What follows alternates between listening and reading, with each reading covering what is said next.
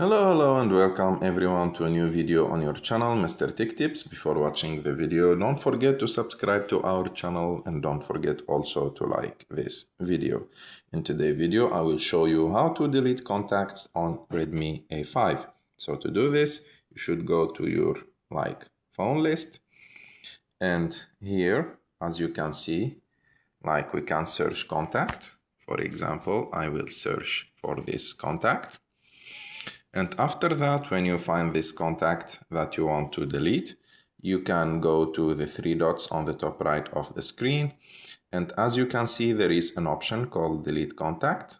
You should click on it. And as you can see here, it asks you if you want to delete that contact. And if you want to really delete that contact, click on delete. And as you can see, we deleted this contact easily. I hope that you like this video. If you like this video, don't forget to subscribe to our channel, to like this video, and see you in the next one.